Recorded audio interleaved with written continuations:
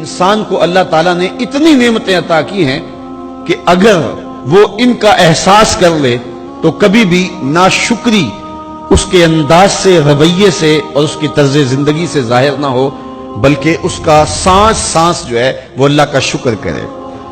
میں کئی دفعہ یہ بات بتا چکا ہوں، میرا ایک ملنے والا ہے، پیر بھائی ہے، تو اس کو مسئلہ کیا ہے کہ یہ جو منہ میں لعاب آتا ہے اس کی مقدار کم ہے۔ تو بنیادی طور پہ وہ لیکچرار ہے، تو اس نے روز جو ہے وہ طلباء کو لیکچر دینا ہوتا ہے، تو 15 منٹ نہیں بول پاتا کہ منہ خشک ہو جاتا ہے۔ اب ہم نے کبھی اس کو نعمت سمجھا؟ یہ جو منہ میں لعاب آتا ہے، ہم کہتے ہیں کہ یہ ایک مصیبت ہے، تھوکتے رہتے ہیں، لیکن اگر اس کی مقدار کم ہو تو زندگی اوکھی ہو جائے۔ یہ نظام انہضام پہ بھی اثر انداز ہوتا ہے، اور پھر اس کی بینائی بھی کمزور ہو گئی، ایک آنکھ کی بینائی تو بالکل ختم ہو گئی۔ مرض کیا ہے، مسئلہ کیا ہے؟ کون سی نعمت کم مل رہی ہے؟ پانی نہیں مل رہا، مل رہا ہے، آکسیجن نہیں مل رہی، مل رہی ہے، گردش خون جاری ہے۔ کمی کیا ہوئی؟ کبھی سوچا بھی نہیں ہم نے۔ لعاب کی مقدار ضرورت سے کم ہے تو زندگی مشکل ہو گئی۔ انسان یہ لعاب جس کی اہمیت تیری نظر میں کوئی نہیں، یہ کم ہو تو پھر زندگی عذاب بن جائے۔ تو اللہ نے جو تجھے نعمتیں دی ہیں اگر وہ نہ ہوں تو پھر بتا زندگی کیسے گزرے۔ تو انسان کو اتنی نعمتیں دی ہیں، اللہ نے اتنا کچھ عطا کیا ہے۔ اوناسس نامی دنیا کا امیر ترین شخص تھا، اس کی آنکھوں کے پپوٹے کام کرنا چھوڑ گئے۔ یہ آٹومیٹک سسٹم رب نے لگایا ہوا ہے، ادھر سے تنکا اڑا، ادھر آنکھ بند ہو گئی۔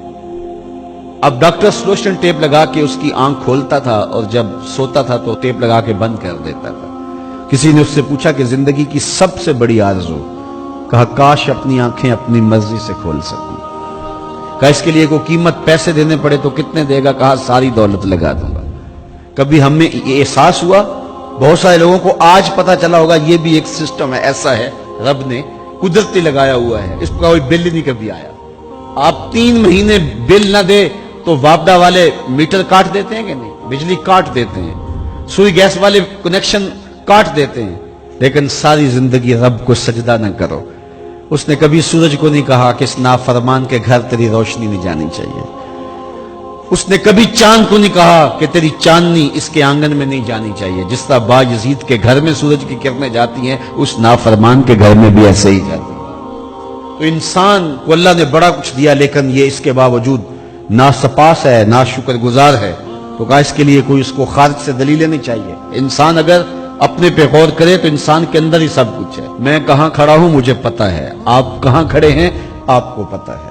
آج وقت ہے اپنا رب سے جوڑ لیں۔ اس کی رحمتوں کے دروازے کھلے ہوئے، اس کی کرم نوازیوں کا می برس رہا ہے۔ وہ ایک فقیر تھا، وہ بازار میں کھڑا رو رہا تھا۔ کسی نے رک کے پوچھا، کہا بابا کیوں رو رہے ہو، کیا ہوا ہے تمہیں؟ کسی نے مارا ہے، تنگ کیا ہے، بھوک کی شدت ہے، کیا ماجرا ہے؟ کہا نہ بابا یہ میرے مسئلے نہیں ہیں۔ کہا پھر کیوں کھڑے ہو؟ وہ مجذوب تھا، کہنے لگا میرا پروگرام بنا کے بندوں کی اور رب کی صلح کروا دو۔ تو کہا پھر کیا ہوا؟ کہا وہ تو مانتے ہیں یہ نہیں مانتے۔ وہ تو کہتا ہے لے آئے نے میری دہلیز پہ، ایک آنسو سے سارے گناہ معاف کر دوں، لیکن یہ میری سنتے ہی نہیں ہے۔ ایسا پیار ہو گیا دنیا سے، میری بات ہی نہیں سمجھتے۔ میں انہیں سمجھاتا ہوں، آگے سے مجھے پتھر مارتے ہیں۔ میں ان کی خیر کے لیے ان کو کہانی سنا رہا ہوں، میاں یہ دنیا عارضی ہے، لیکن یہ مجھے گھول گھول کے دیکھتے ہیں۔ مجھے ان کی عقل پہ رونا آ رہا ہے۔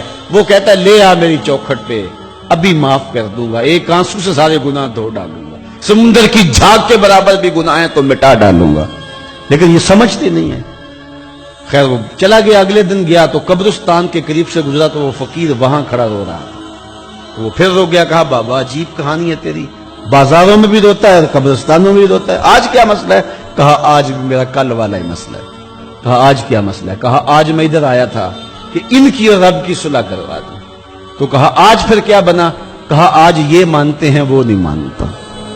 تو قبل اس سے کہ وہ وقت آئے کہ پھر وہ نہ مانے، آج لے ان کی پناہ، آج مدد مانگ ان سے، کل قیامت کو نہ مانیں گے اگر مان گیا۔ تو یہ تھوڑا وقت ہے زندگی کا، اس زندگی کو غنیمت سمجھیں